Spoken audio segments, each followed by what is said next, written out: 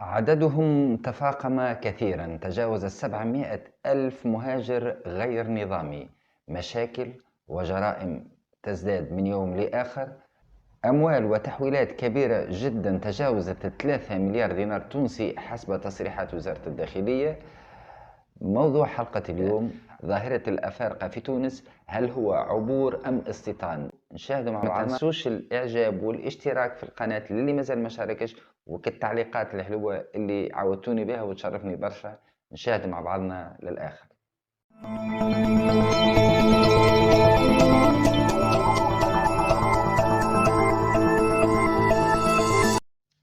أهلا وسهلا بكم أصدقائي. ما رضاء الله إلا برضاء الوالدين. موضوعنا اليوم حول ظاهرة الأفارقة في تونس، هل هو عبور أم استيطان؟ ما نعرفش احنا توانسة هل نسينا أم تنسينا هذه الظاهرة؟ هل أن سبب وجود الأفارقة بتونس هو محاولة الهجرة منها إلى سواحل أوروبا أو الاستيطان بها، أم هو غزو لتونس كبداية ثم بقية دول المغرب العربي؟ لأن حسب رأي بعض منهم إفريقيا سوداء ولا يمكن إلا أن تكون إلا للسود دون سواه، وفي الواقع أظن أنهم قد نسيوا دولة جنوب إفريقيا. هل ستصبح أيضا سوداء؟ ربما لاستحالة العبور حبر التراب الليبي بسبب انعدام الأمن هناك واستحالة البقاء بالأراضي الليبية خاصة بعد ثورة 17 فيفري. ربما لأن الجزائر تتميز بكبر مساحة صحرائها وصعوبة الوصول إلى المناطق الساحلية هناك، لأنها بالشمال، يعني باش يوصلوا السواحل المناطق الساحلية مكان العبور يلزم أن يمر على كامل التراب الجزائري من الجنوب إلى الشمال. تونس تمتاز بطول شريطها الساحلي وبقربه من إيطاليا وبعض الجزر الإيطالية، مع قرار الرئيس الأسبق المنصف المرزوغي الذي ينص على إلغاء التأشيرة للقادمين من عدد من الدول الإفريقية. لذلك أصبح العديد منهم يأتي بشكل قانوني عبر المعابر، ثم يبقون بعد انتهاء مدة إقامتهم يجيو على المطار، عندهم مدة معينة إقامة، توفى مدة الإقامة ويواصلوا ويبقوا في تونس. تعددت الأسباب والوسائل واختلفت الآراء في هذا الموضوع، هل هو غزو للاستيطان أم هو عبور للغرب؟ عددهم كثير وكثير جدا، حوالي 700 ألف مهاجر غير نظامي. رحلت الدولة ما رحلت، لكن العدد لا يزال كثيرا.